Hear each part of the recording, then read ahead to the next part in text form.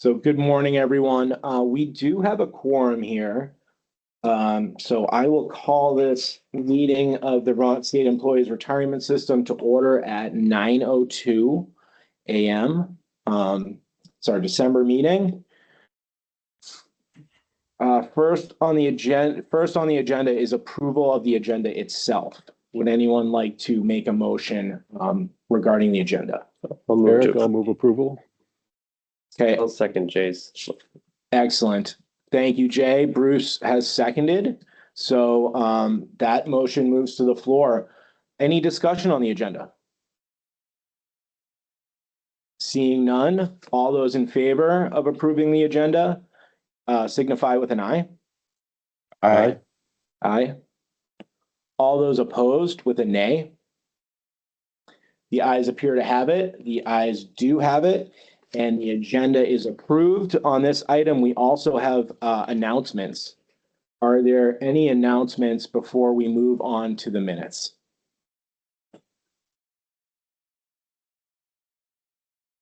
Being none, let's move on to our next item of business, approval of the minutes from Eric, our I'll move November. approval. Thank you, Jay. Second. Bruce seconds. So the motion to approve the November 13, 2025 minutes is on the floor. Any discussion on the motion? I do have one item. There was a lot of discussion in the room about the different components that drove the OPEB ADAC increase, and I think it would be helpful to have those components captured in the minutes. Kind of just throwing that out there to see how other folks feel. Specifically our own claims experience, contribution rates, and healthcare trends. There was that memo that had the ADAC reconciliation that the claims experience was a decrease of 4 million. The contribution rates were a decrease of 1.8 million, and the healthcare trend change was an increase of 12.8 million. So I was wondering if we could add a sentence that captures those three components of ADAC, of the OPEB ADAC. I thought that provides some important context to the report. And that's my comment. So moved.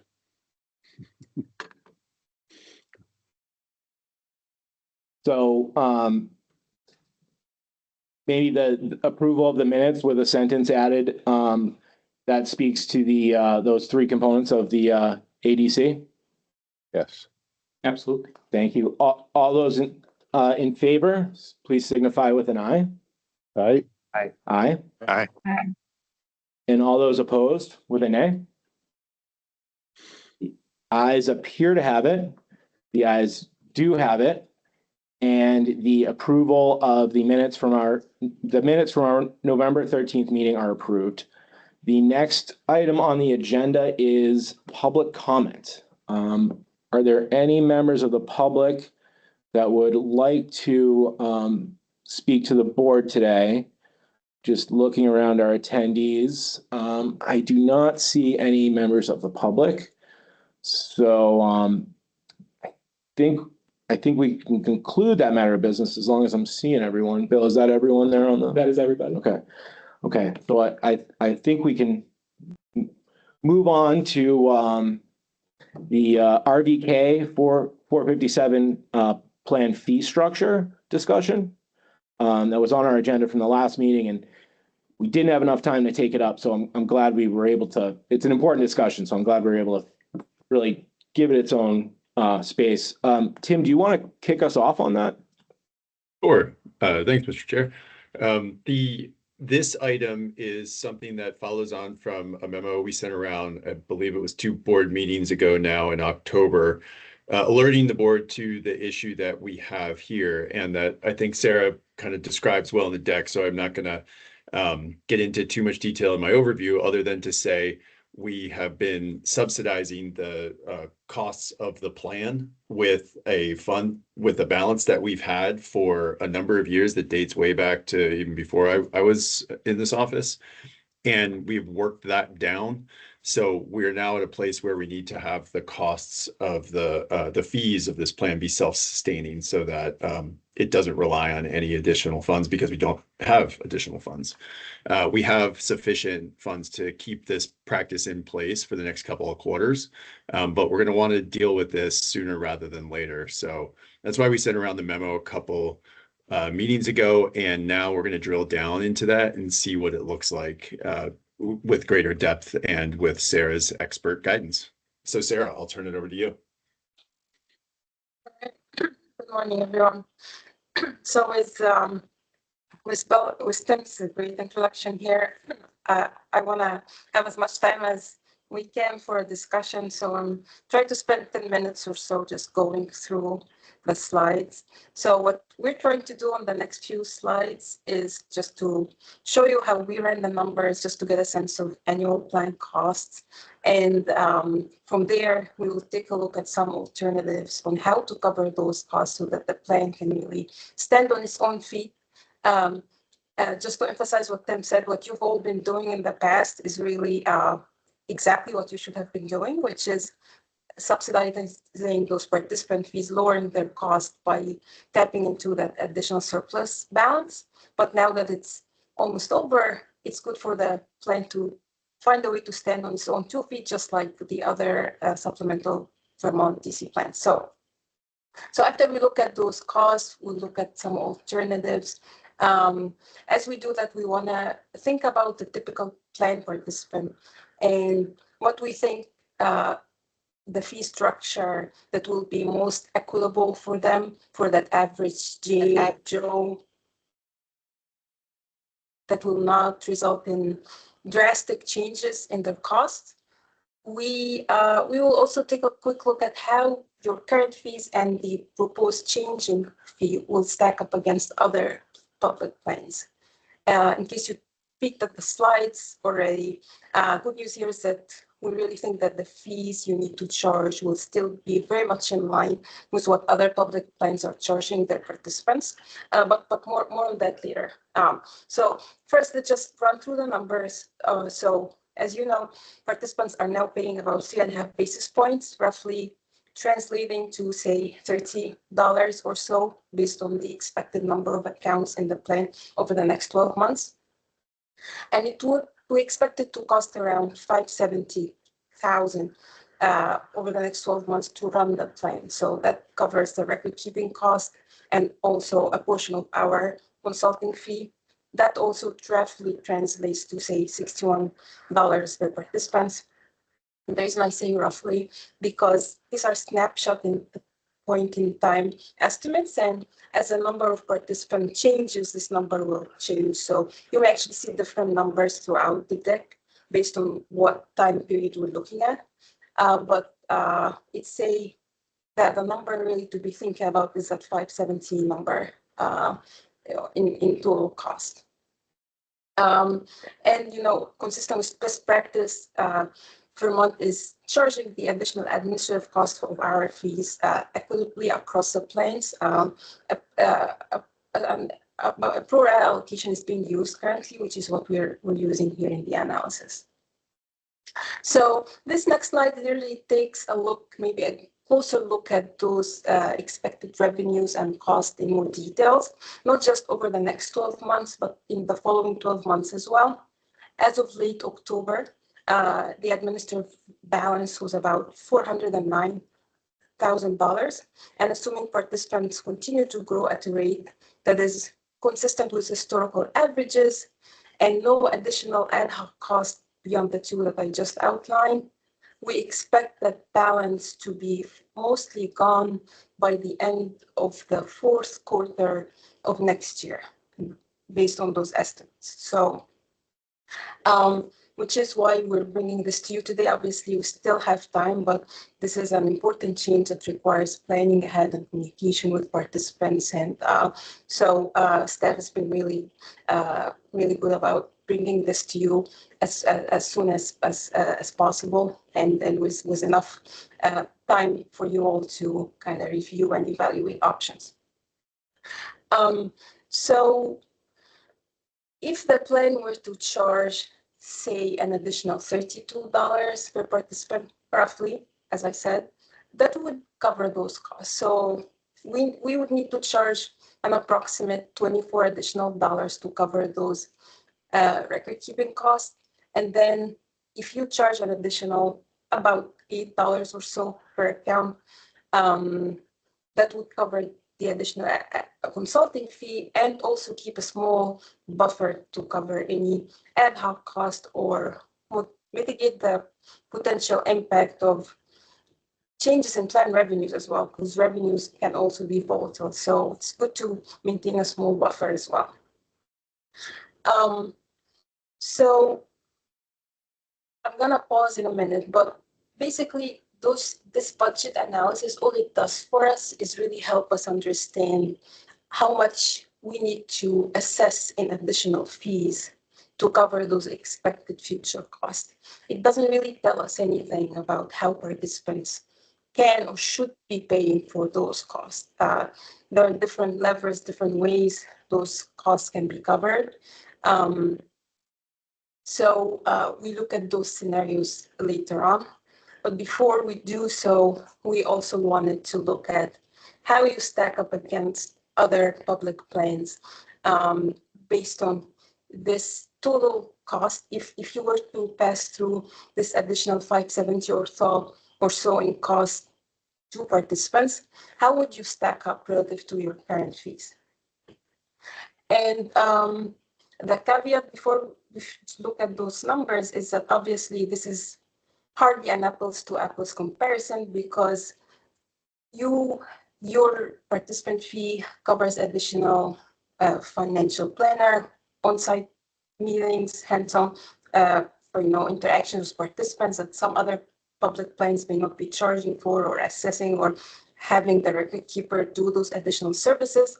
So it's never apples to apples, but it's good to get a sense of the general range of fees compared to yours. So the current fee, the 3.5 basis points, we talked about this, remember, a couple of years back when we were doing the benchmarking, is pretty much is on the lower end relative to peers.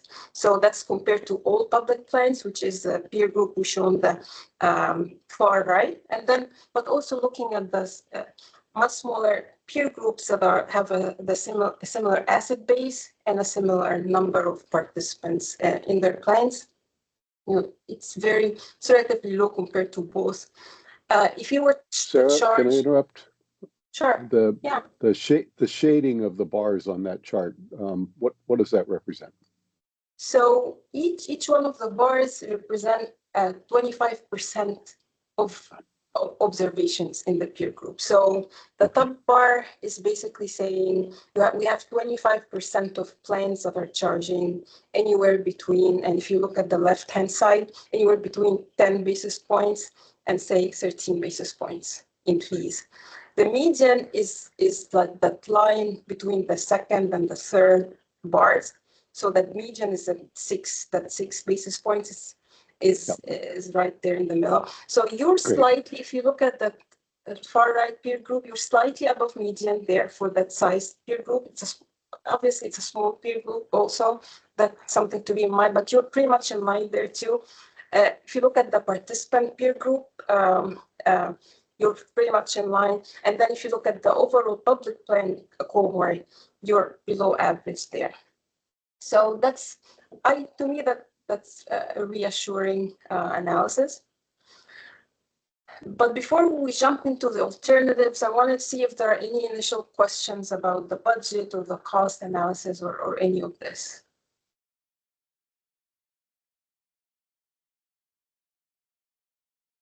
Okay.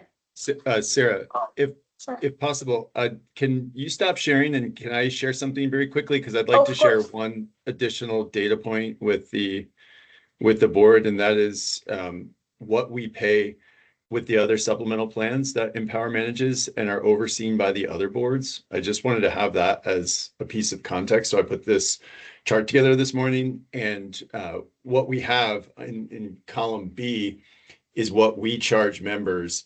These were our historical fees, and this is what we negotiated with Empower back in like 2018 when we went over. And then if you recall, when we did our June 2024 contract extension with the help of RVK, we were able to lower those fees. So what we did for all the plans was maintain the fee level for members. We lowered what we're charged, and that's allowed us to have that a little extra revenue stream to bring RVK on and have an investment fiduciary. So what I think is interesting about this slide is to see, the 457 as it compares to, for example, the 403B plan, which is the most similar plan for our teachers. That's it's a much higher fee. So I thought this provided some context into, what a reasonable fee load for our public plans are. So just wanted folks to see that as Sarah moves into possible alternatives.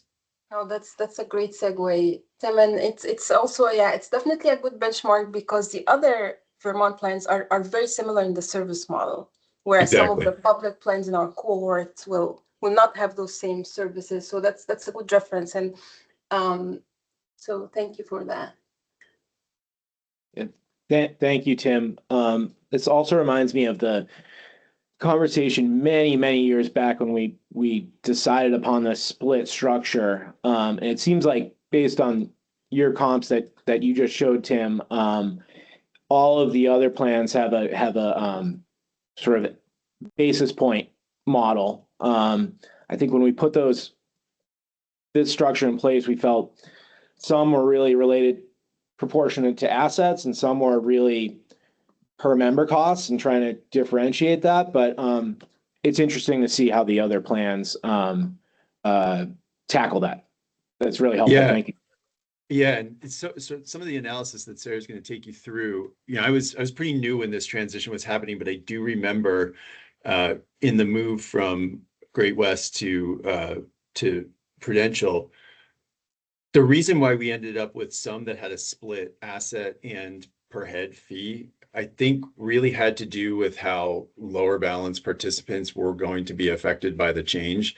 And that played out differently in the different plans. And so I think there was a plan by plan assessment of what the change was going to look like.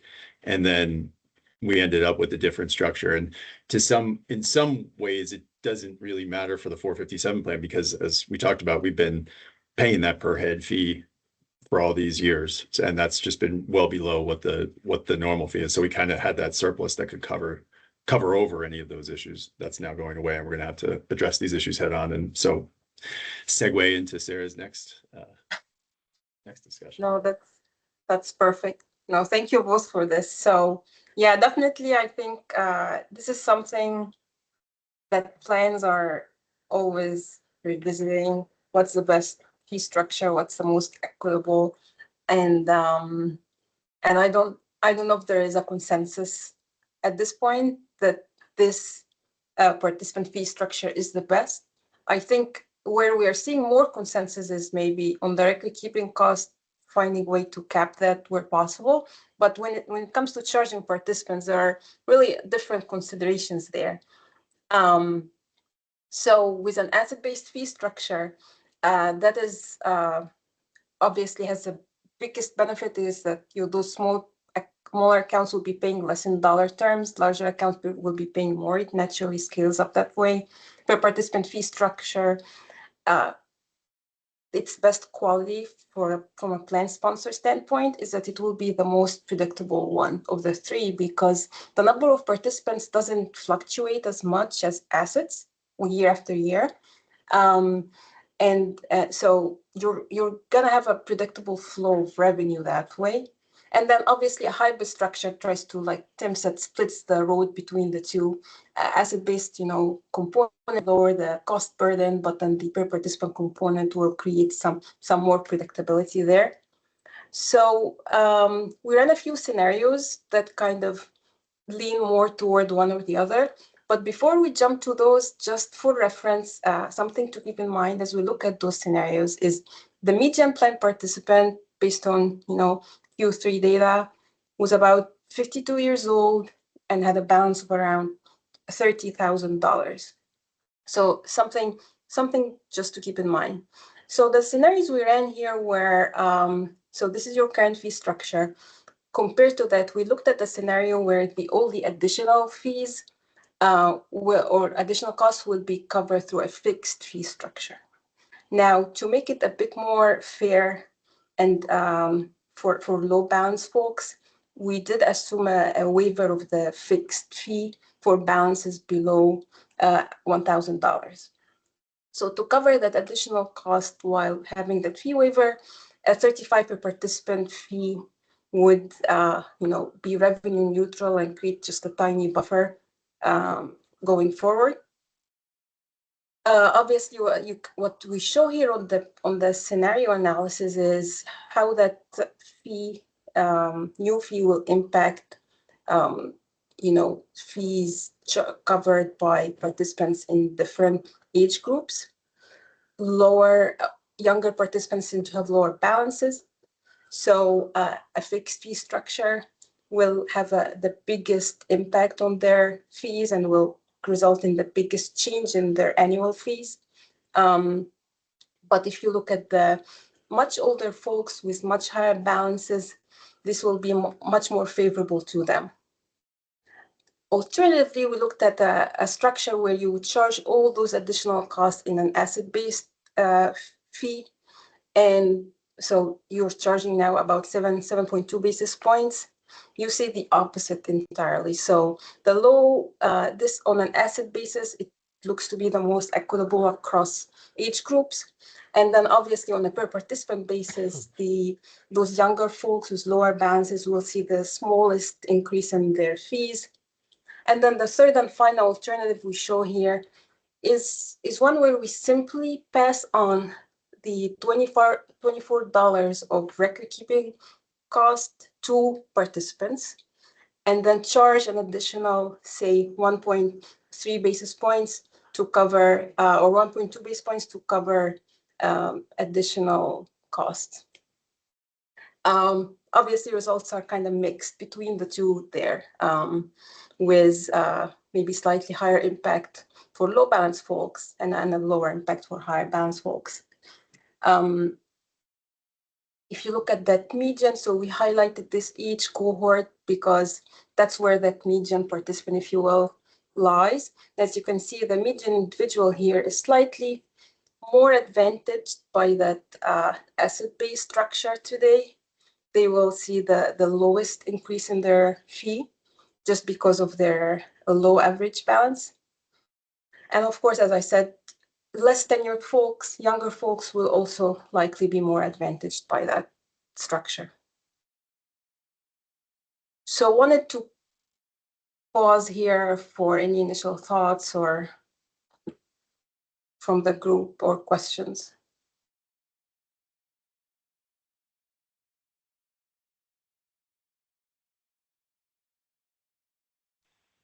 Floor is yours.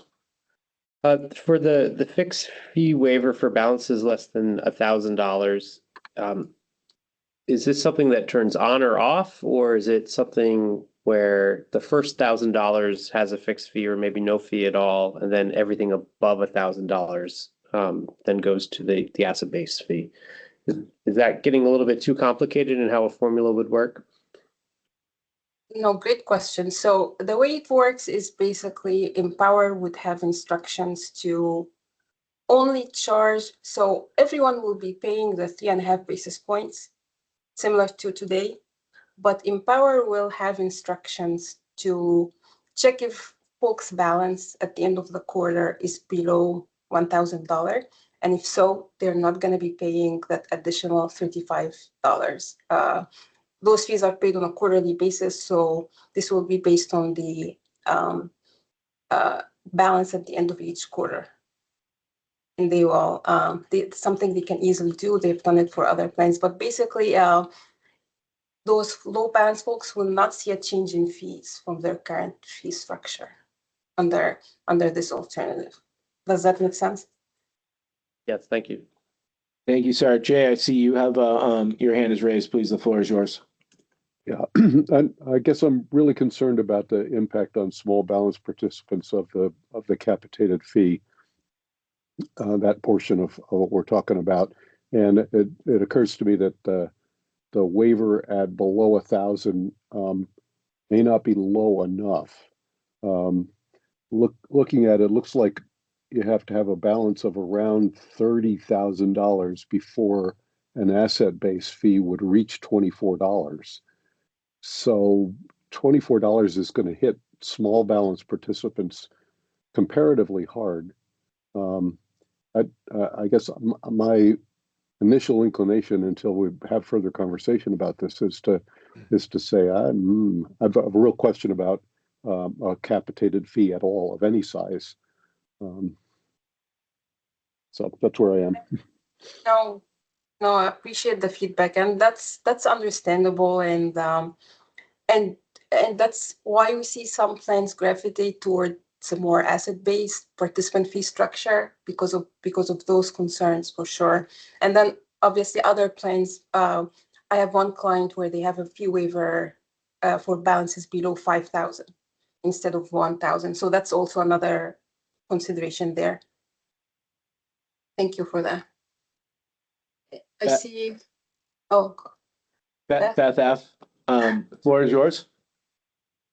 Hi, yeah, thank you. This has been very interesting. And my question, I guess, is how many members or participants are under $1,000, and what, what maybe another, if there are other thresholds there. You just mentioned a $5,000 threshold for one of your clients, and Jay was concerned regarding, maybe he was thinking maybe it should be higher. So I was just wondering if you had an idea, just total number and percentage of numbers and percentages of participants in those, at those levels of.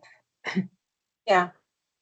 No, great question. So this column is meant to show the percentage of folks in each cohort. So it looks like we have about 2.3%, at least as of end of 9/30, with a median balance of 3,000, about 17,000, or or less than 25, about 16 and a half, or about say 17% of folks are less than 35 in age.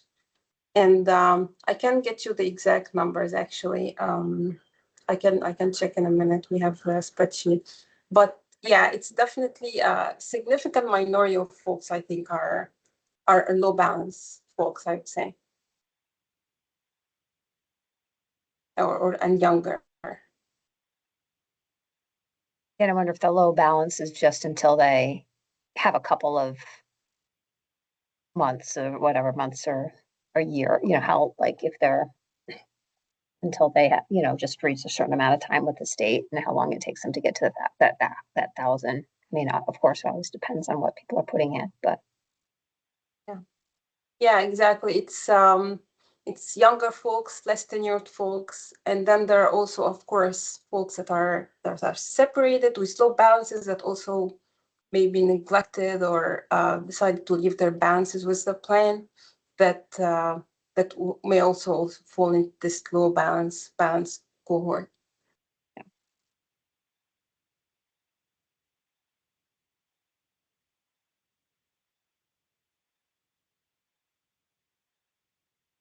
Thank you. Yeah, I'm recalling a discussion, many asset-based is perhaps the most equitable, but, there are some costs that are just really, each participant is going to bear some, on the administration. I think that's why we went with the hybrid structure when we put it in place, a long time ago. Sarah, it seems like there isn't necessarily a best practice. If you look at the record keeping and administrative fee models in the appendix, 40% have this hybrid with some sort of minimum, some sort of other characteristic. Hybrid is 20%. fixed participant fee is 25% and asset-based fee is 50%. Yeah. Not majority, but most seem to be gravitating towards this hybrid model and with some additional thought as to how to sort of apportion those per participant fees. You have any comments on just how you see people sponsors handle this this decision? Yeah, so yeah, definitely. So I think a lot of plan sponsors now that we work with, and this is specific to our participant or plan base, are really gravitating toward a multi-feature, what we call multi-feature model, like, and this I think would be a good example of that. You have a hybrid structure, but you also have a fee waiver on low balances, or maybe if it's a fee model with a heavy asset-based fee, they could also have a cap on the fees for the asset-based fee. So we see that too sometimes. So the reason for that and a benefit of it is some plans, I think, and you are an example of that, where the record keeping cost is a hybrid. If you have a hybrid fee structure, I think that would make it more, the revenue stream coming in would be more predictable and more aligned with your cost structure.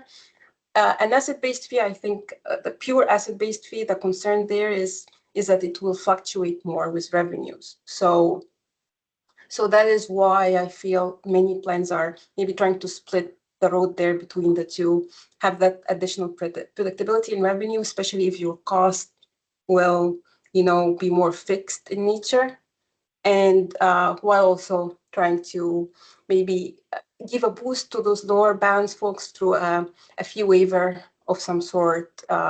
Could be 1,000 or 5,000 even. We see those two numbers mostly used, those two fee waiver balance thresholds, but we can definitely look at others. But yeah, I think that's mostly the thinking there. Thank you. That was really helpful. And apologies, we lost audio in the room for a minute, but I think we're back.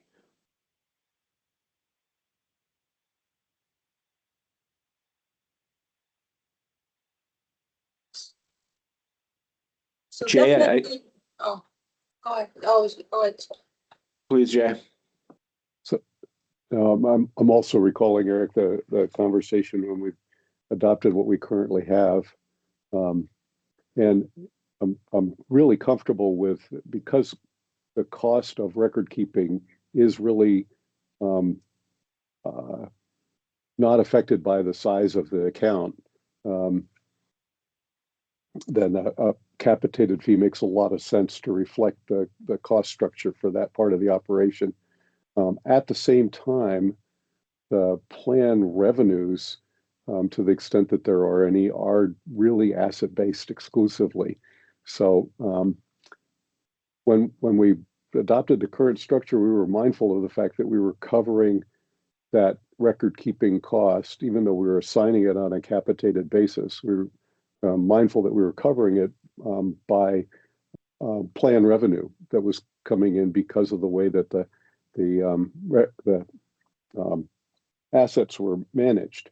And we've changed the fee structure for the assets on the plan so that revenue source is no longer there. So just those are my thoughts about that. Thank you, Jay. And that is a lot. So I think that was the thinking behind Stefan and Vicky putting together that third alternative to the right, which is passing through that record keeping cost and then adding just a slightly more, asset-based fee to, maintain revenue neutrality.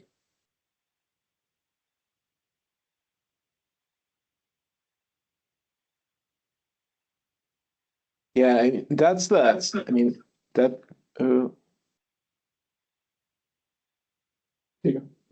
option that's jumping out to me too. I mean,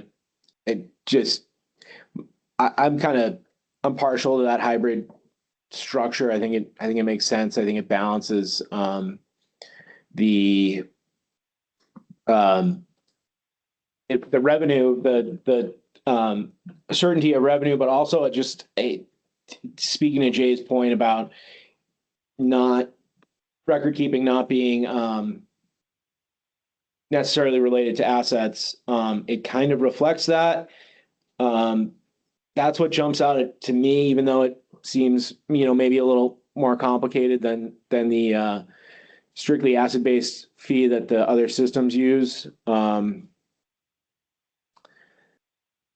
Are others drawn to one alternative or another?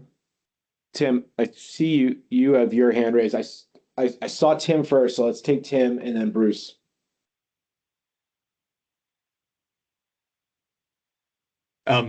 I wanted to just kind of put one more idea into this conversation, and that's at the end of Sarah's presentation, what the structure that you're seeing in the chart that's been displayed is a revenue neutral structure. Sarah also did model out what a buffer structure looks like. So that's one additional decision point that folks had.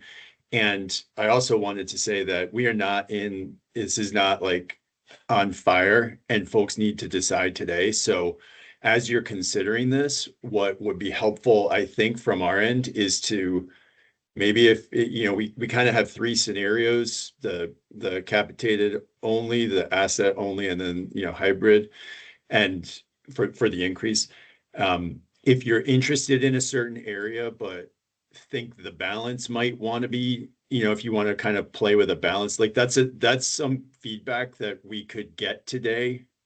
You're welcome to make a decision today. I don't want to, it's wherever the board would like to go, but I just wanted to say we need to kind of talk about what if any buffer we would like to target, and then any direction to us to come back with additional scenarios would be really helpful. That's very helpful, Tim. I appreciate sort of putting into context how we should be thinking about maybe refining some of these options as a first step. Bruce? Thank you. I think some of the things that Tim just said were going to be in my remarks as well, but I'm interested in learning more about what type of fee model we would like to move forward with in the multi-feature role, which is the hybrid with the fee waiver as well. I think we should encourage new employees, younger employees, or maybe employees that have never saved in deferred compensation before, to encourage them to put money away for retirement. And I think maybe we should look at fixed fees at a higher amount than $1,000, maybe $2,000 or $2,500, just to encourage them to put the money aside. And maybe that's also a waiver on the asset-based portion of the fees as well. I just want to encourage them to save early and often. And then as well as it would be interesting to hear what are our goals if we do a revenue generating or a revenue buffer model. What are we saving the money for? Is it for a rainy day fund, or is it for additional services that we're going to be looking for? Because that will help us get to a good point too. But my last thought is that maybe the participant fees can be lower than $35 or $24, and a round number that employees might have a better idea of what it means, 10 or 15, and then we increase the asset rates since that's where the revenue is coming from. So I guess the last thing I'll ask is, what is the true cost of the record keeping that Jay mentioned for a participant fee? And maybe that can feed into our decision making as well. Those are some thoughts I have. Thanks. Thank you, Bruce. Jay? Yeah, I like Bruce's thinking a lot on this. I guess I'd draw the board's attention to the dollar fee in scenario 2, an asset-based calculation. That gives us some indication of the scale of what a capitated fee impact would have. So even with the buffer, an asset-based fee for our under 25 age group is $5.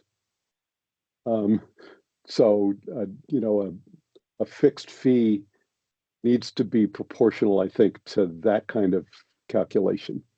So Yeah, and I'd love to see data on, just as Beth Festigi was talking earlier, what is our participant distribution? What are the numbers in small accounts? And I'd even go up to 10,000 to get a handle on, you know, where this kind of thing hits.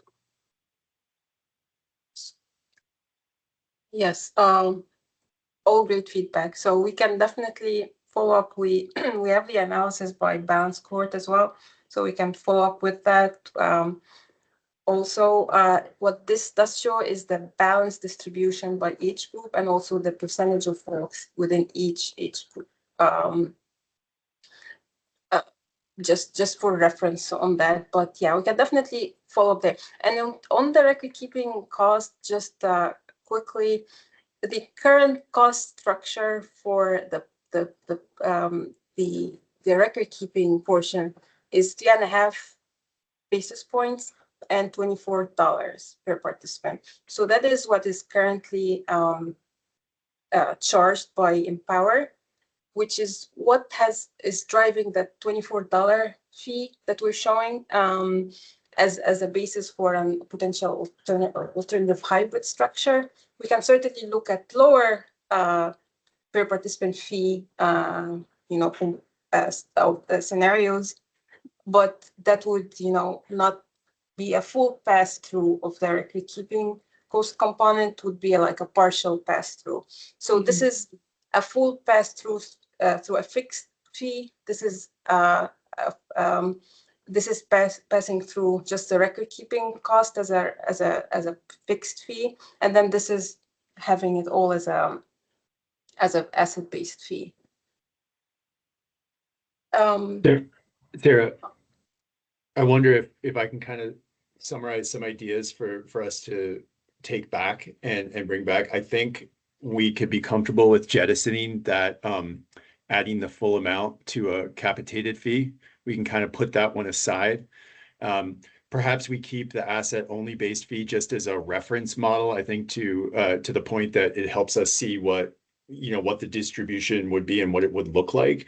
But then we can maybe put a couple additional hybrid structures in place that play around with the fee waiver level and maybe bump that up a little bit, like Bruce was saying, and maybe just kind of put a couple different numbers in there to kind of balance out maybe a higher end, lower end of a capitated fee, and see what those look like for folks. Does that feel like and then I think to Jay's point, the one other thing, we do age group spreads here. Maybe we can do asset balances in like $10,000 bands, to kind of have that picture, particularly on the lower end, and maybe we can have higher bands as you go way high, but that might be a helpful way for folks to think about this if that feels right to board members.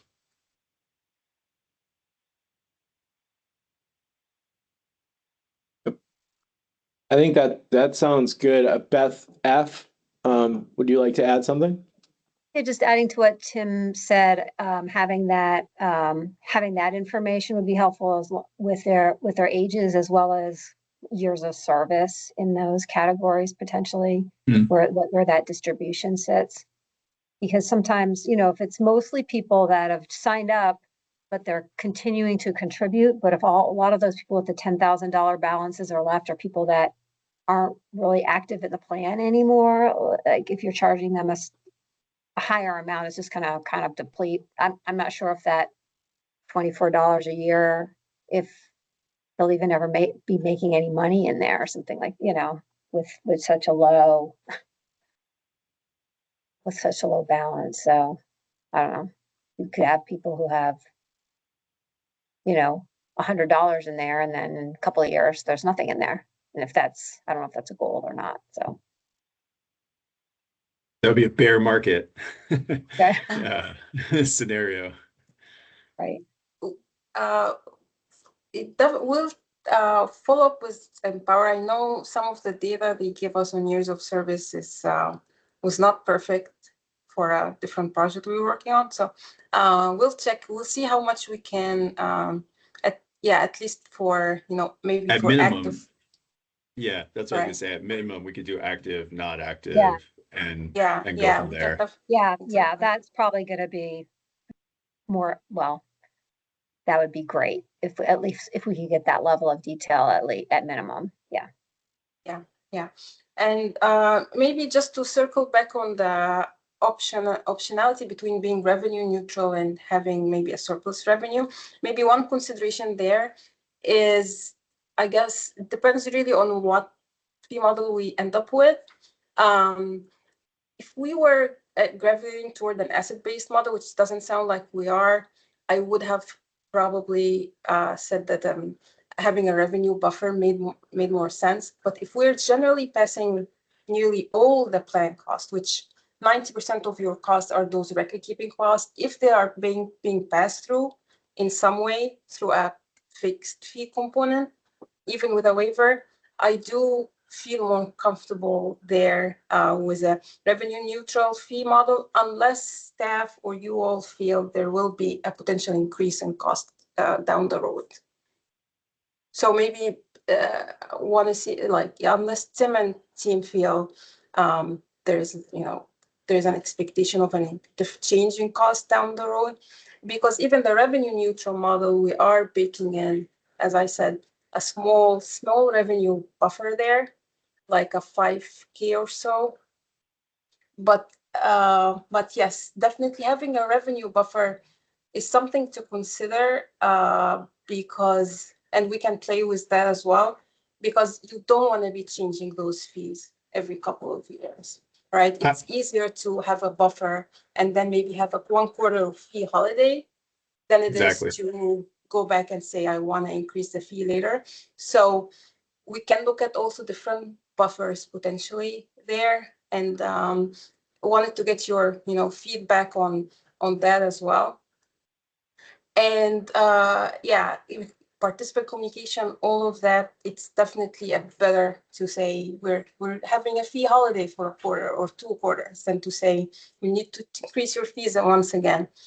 I was gonna say the same thing, Sarah. I would gravitate towards that.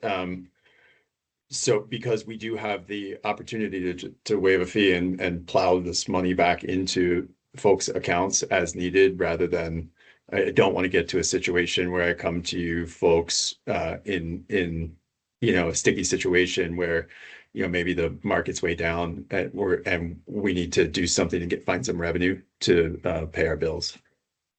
Yeah, exactly. So it's really a balance between, on one hand, what we feel we may need, how variable are our costs, so how variable are our costs relative to revenues, so that the fee model is one factor to think about, that we're going to end up with, that changes the predictability of revenue.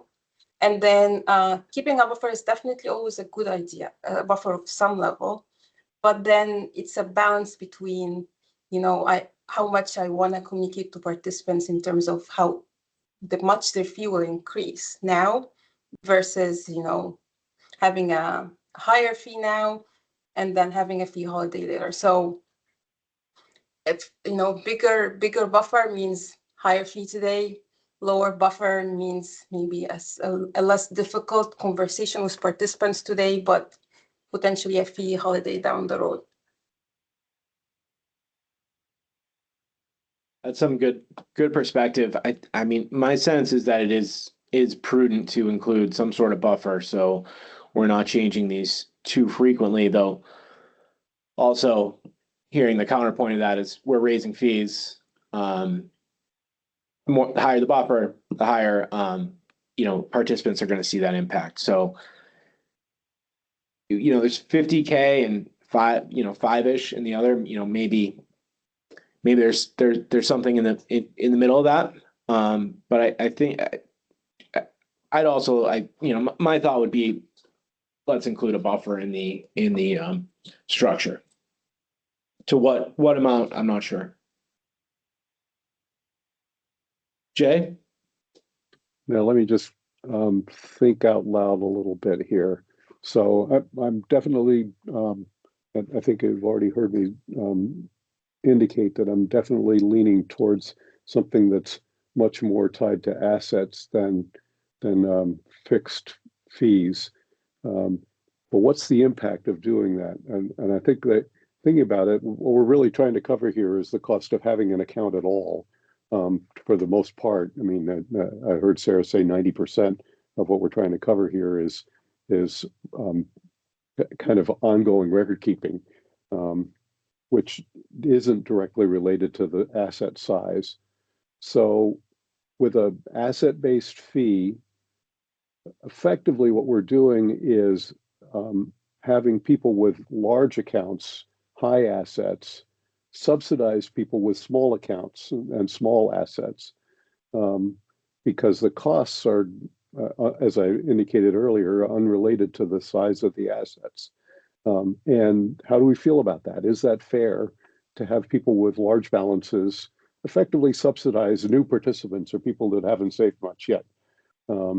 And I guess I'm coming back around to, yeah, but that whole thought process is what leads you to capping the fee for large accounts in order to minimize the inequity that you might have with a asset-based approach. Does that line of thinking resonate with anybody else?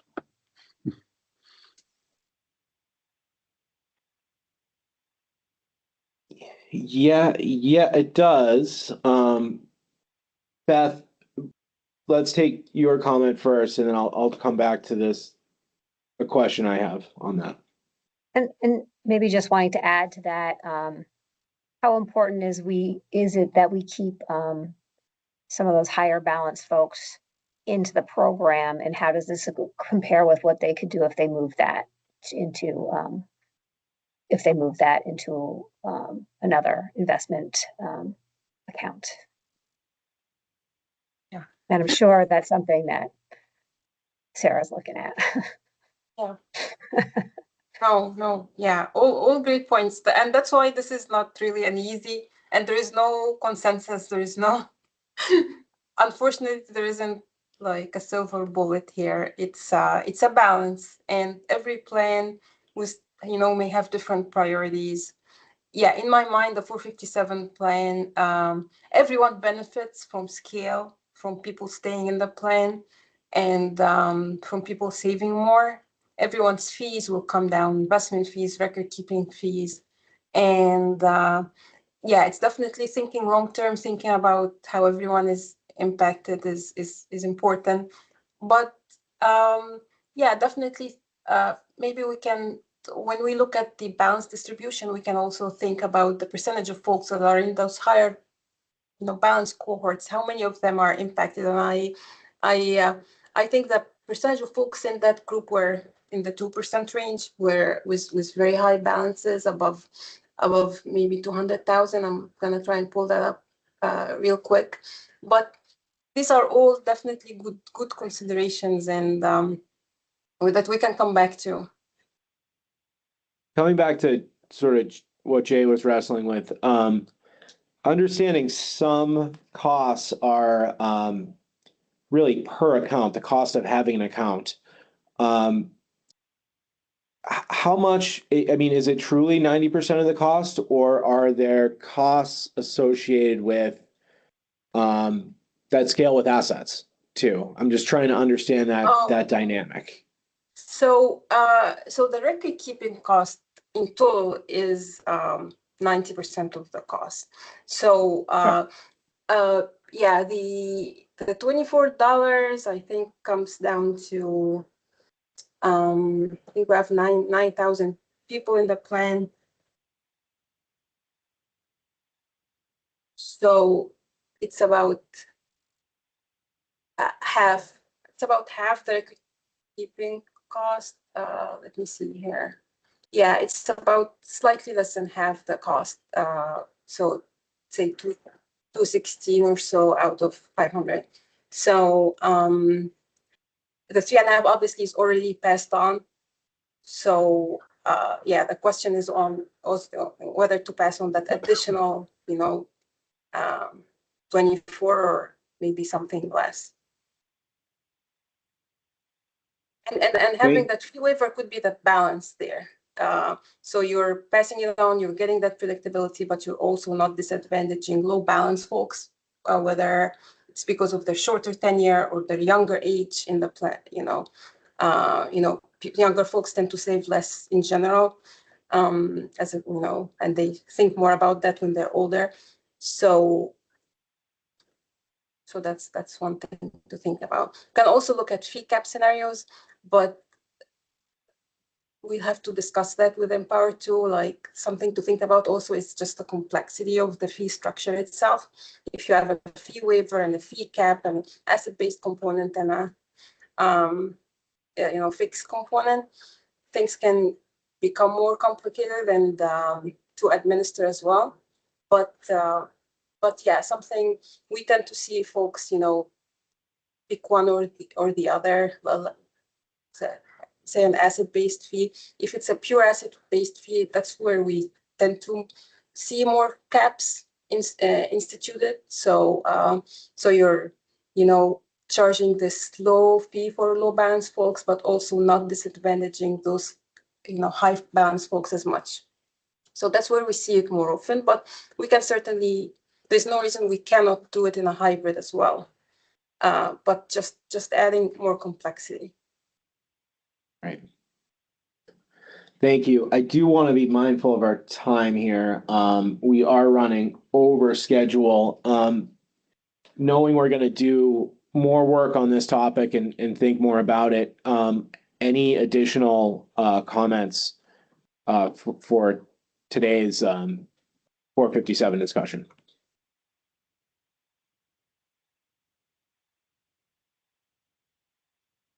Thank you, Sarah, for putting this together and really appreciate it. No, thanks for the great engagement and questions. We'll follow up with a lot more analysis, so appreciate it. And this is, just to echo that, this is really what we wanted to have out of this presentation, is to understand where folks were coming from on this topic, and then we can sharpen our pencils and bring something a little more refined to you next meeting. Thank you. Next item on the agenda is the retiree life insurance benefit fee change. There was a memo in our packets describing this. Tim, do you want to provide an overview here, or how would you like to handle this? I think we have Commissioner Fastigi and Harold Schwartz from DHR, and this is something that, this is an insurance that's procured over there, as we explained in the memo. So I just wanted to provide that. Thank you very much to my friends at DHR for helping with that, to orient the board to the discussion, so we're not dropping it cold on you here. And then maybe Commissioner or Harold, would you like to kind of give a little more background? Yeah, sure. I can start and then I'll turn it over to Harold. Harold's our Director of Operations, for those of you who don't know Harold Schwartz. And he's soon to be retiring, actually. So glad to have him for a couple more weeks. But retirement definitely well deserved. So he'll be on the other side of the, he's been contributing to the system for a long time. In rebidding out our life insurance program this time, our consultant took a look at the fees and what was being charged to cover the cost of the retirees as well as state employees. And we found that that the state employees life insurance program was subsidizing the retiree significantly. So as a part of the new bid that we came out, we proposed and have been talking to the retirement office about changing the fee structure and actually increasing the amount that the retirement that the VSERS system is paying for the insurance of the folks of those folks. So just try to balance it and get it right. And that's what we should have been doing with our statutory authority. But over the last many years, it's kind of gotten out of balance. So this is basically to right size it, and it's having to be done at the same time of a very good proposal for a life insurance. So the cost would not have gone up as much as they would have otherwise. So the timing is really good. And for employees that are on the call, also, it's going to help with your insurance premiums.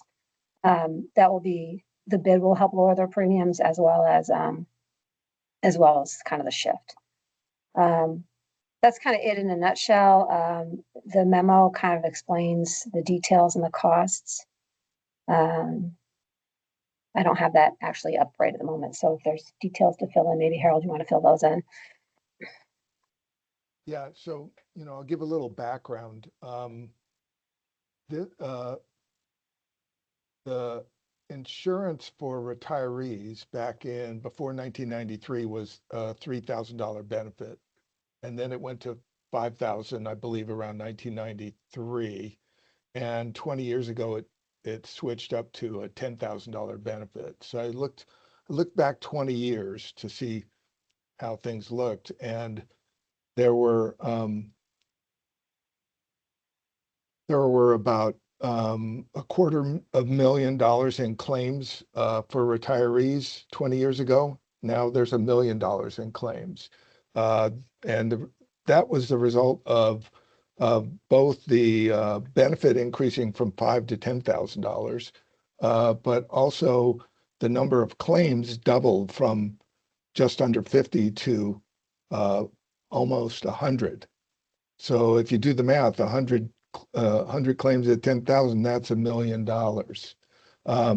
And so this thing has been kind of out of whack for many years, but it's sort of accelerated in the last 20 years, such that there's roughly about a $900,000 subsidization of the retirees by the active payers, the state and the employees.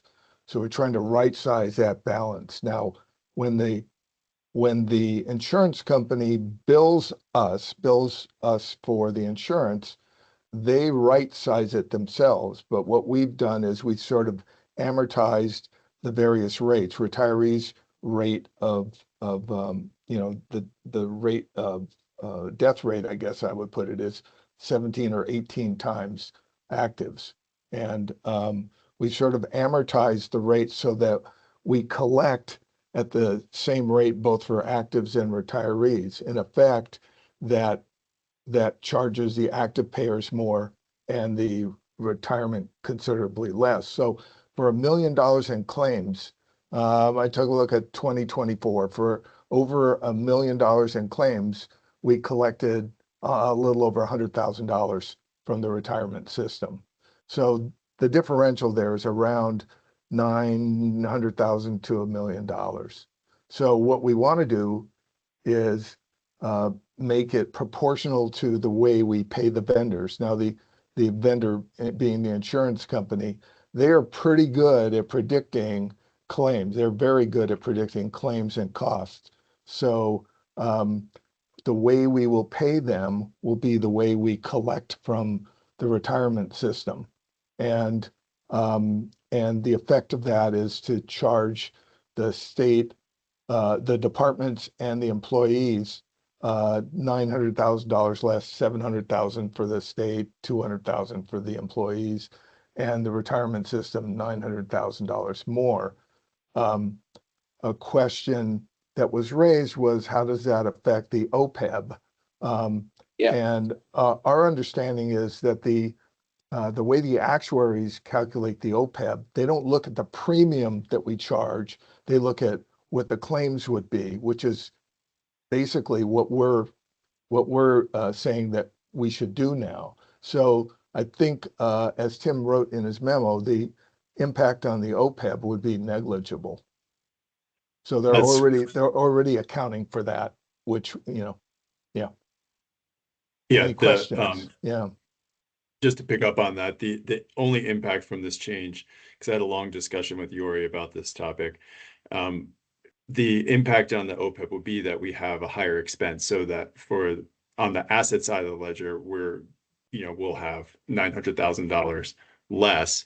So that does have a small impact on the funded percentage. But on the liability side, the total liability side of the ledger, that won't change because that's a benefit-driven calculation. So it's not like you're going to see a spike due to that. And I mean, for two reasons why we're comfortable with it at the staff level. One is this is squarely by statute committed to Commissioner Fasigi's discretion an authority, so this is something, but what we really appreciated them bringing it to us and explaining it. I think this was a really good collaborative process. And second, there's no meaningful impact on the OPEB from this. And as I was talking with Harold earlier, I think to some extent, there's a very modest slight benefit on the employer rate that is charged to everyone's salary, right? Because you have to have a little bit less coming in on the active side to cover that. So no measurable increase in the OPEB. It all made sense. This is something that we're very comfortable with. But it's a change. It's a significant added expense. And that's the reason why we wanted to just bring it to you for awareness and answer any questions you may have.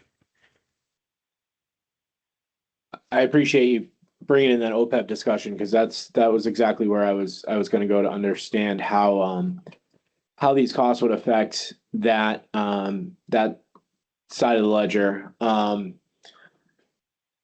Glad to hear it won't affect liabilities, because that doesn't, the expense doesn't come into that side of the equation. Jay, please, the floor is yours. Hi, Harold. It's great to hear about this, and I think you're absolutely doing the right thing here. And it strikes me that the impact on the operation of state government writ large, the whole big bundle, it's zero, right? Zero-ish. Zero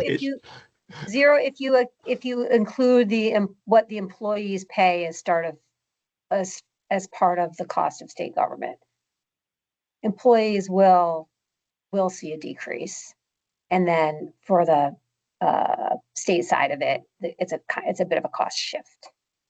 Yeah, so the employees and departments will see a decrease, which is entirely offset by retirement. So the net is a zero change.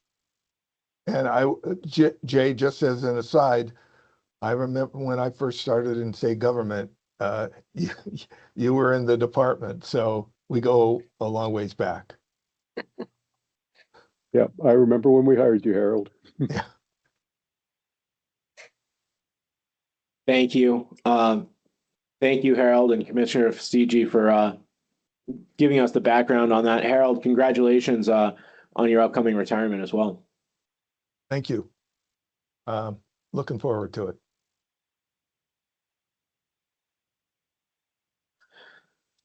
And I don't see any hands raised on that, so I think we can conclude the discussion there. I really appreciate the thinking on that and the heads up. Next up is the director's memo. Tim, thank you for preparing this memo. It's always nice to, we go from month to month. It's always nice to take a bigger look back in time. It's really impressive. Thank you. And the floor is yours.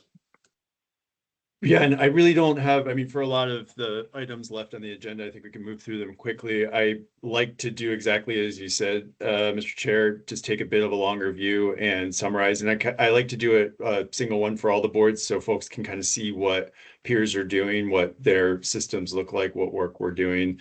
Largely, it's going to proceed along the same path, but there are some differences. I did want to note for the board, because this is going to be something coming soon. I put a link to our new VSERS pension guide. I'd urge you to take a look at that, because that's something that's going to now be coming for the different groups. We're at work on Group F for the state system right now. It took a long time, the first one, because there's a lot of initial style discussions and, how did we want it to be this sort of illustrated style that we're having, like what was the best member, and so best member experience. So it took a while to get there. I hope the next ones are going to proceed more quickly, but that's an example of something that we did over on the teacher side that's coming along this way. As always, I like to highlight our changes in staffing and also kind of mention the incredible team we have here in the retirement division that's really doing the work to keep this ship sailing appropriately right now. It's a really strong team. We've got it's been stable. If there's one thing that I look back on with dread is when I came into this position, just the amount of staff turnover, both in the retirement division and in the treasurer's office generally. it's a very different scenario right now where we have a really solid team, a lot of stability, not a lot of turnover, and I think that's all to the good. So I don't really have anything more affirmatively to present on that. More an opportunity if anyone had any questions. Other than that, just an opportunity to kind of reflect back on the work we've done over the last year.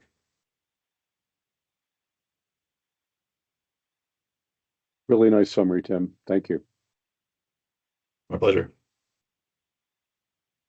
Yeah, I'd like to echo that. I mean, Tim, you weren't shy on throwing some kudos around in the memo, but I just want to say, I think you deserve a good deal of kudos as well. To keep this, operations running smoothly, but then also I really appreciate these bigger picture things that you've brought to our attention, the risk assessment, bringing in RVK. So just want to thank you for your work as director, and it's all encompassing, and it's appreciated. Thank you. Any further discussion on the director's memo? Seeing none, updates from the secretary. Howdy, Mr. Chair. So I provided 3 memos to the board. The first one being the updated calendar for 2026. Importantly, the holidays are listed in gray on there. Holidays are currently only on the calendar through June. So the gray after that are assumptions if things did not change. That may change based on meetings later today or what's going on for upcoming plans. No significant change to our calendar. Second Thursdays have worked great so far, and none of them fall on holidays for us. So that's pretty simple. The next memo I have is just an update on ethics, just so people are aware when theirs are expiring. And finally, we have the update just for everyone's terms going on. Importantly, there are a couple elections that I anticipate this year. And if there's any updates for any of these, I'd be happy to, make changes as people see fit. Thank you, Bill, for setting that all out for us for our awareness. Any comments on any of those updates from the secretary?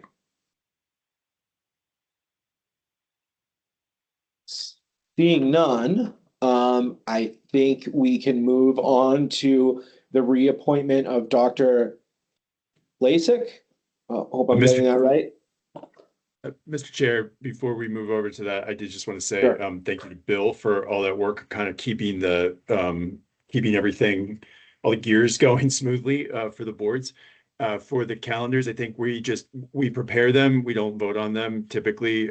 We prepare them for board awareness. Once we present them to all the boards, I think folks can expect a blast of emails from Bill to calendar our next year's meetings. So just wanted to prepare you for Bill flooding your inboxes probably next week. And they will be, new inboxes for some people because partner emails are all a go, and we'll be shifting over to SharePoint for document sharing in the new year. Nice. Yes, thank you for your work. Appreciate that. Yeah. Knocking on wood on that. So next up is the reappointment of Dr. Lasik to the Medical Review Board. Tim, would you like to speak to this at all, or maybe Brianna? Yeah, I'd like to turn this over to Brianna. Brianna does an incredible job managing our disability retirement program and engaging with our medical review board. So Brianna, if you could just explain to the board what we have going. Absolutely, thank you. So when Dr. Lasik was appointed to the board, it was for a 2-year term. Prior to his appointment, when we were bringing members on to the medical review board, it was just for an indefinite amount of time. We didn't set any kind of term limits for them. We felt it was good practice to start when we did these appointments, have it be for a certain amount of time, allowing us just to evaluate if it's a good fit still for the person to be on the board. But also it sets just the expectation for those joining the board on what exactly the commitment's going to be for them. So Dr. Lassik's term ends at the end of this month. And he is interested in continuing serving on the board, and staff wholeheartedly recommends his reappointment to the board. I've been very impressed with his participation on the board in terms of his professionalism. He always comes prepared, has an open mind regarding just the discussion, and he gets along really well with the other board members. And I think most importantly, his skill set is bringing something to the board that we need, which is a specialty in mental health. We have a lot of those mental health disability claims kind of coming through. I feel like we're seeing a little bit more of those these days. And he provides that expertise. He's the one the board looks to when we have those cases come through. So we are recommending and requesting that the board make a motion to reappoint Dr. Lassik for another 2-year term starting January 1st, 2026. With the understanding that his reappointment is contingent on approval from all 3 of the boards. His resume was uploaded for review for folks just to see kind of his experience and expertise. But I've been very thrilled with his participation on the board, and I'm thrilled that he's willing to continue serving for us. I'll move reappointment of Dr. Lassik for another 2-year term. Second. There's a second from Bruce. So the motion is on the floor. Any discussion on the motion? Seeing none, all those in favor of reappointing Dr. Lassik to the board for a 2-year term, please signify with an aye. Aye. All those opposed with a nay. The ayes appear to have it. The ayes do have it. And we will go to the other boards for their concurrence. Brianna, thank you for that background. That was really, really helpful. Sometimes we don't participate. We see the recommendations come, but we don't. I feel like I don't have a good sense of how the board actually works through the issues. So you bringing that to us, I think, is really, really helpful and reassuring. Thank you. With that, we have a disability recommendation before us this month for JL. I move to approve the medical review board's recommendation for member JL. Second. With that, the motion to approve the medical review board recommendation for JL is on the floor. Any discussion on that motion? Any need to go into executive session? Seeing none, all those in favor of approving the medical review board disability recommendation for JL, please signify with an aye. Aye. Aye. And all those opposed with a nay. The ayes appear to have it. The ayes do have it. And the medical review board's recommendation for JL is approved. With that, we have the last item on our agenda. Any other business to come before the board this month?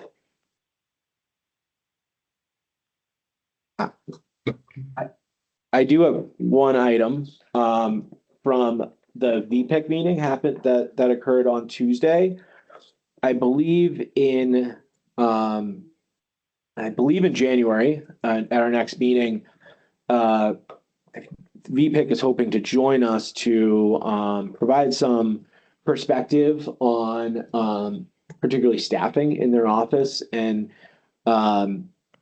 their desire to bring on another analyst to aid in their investment management.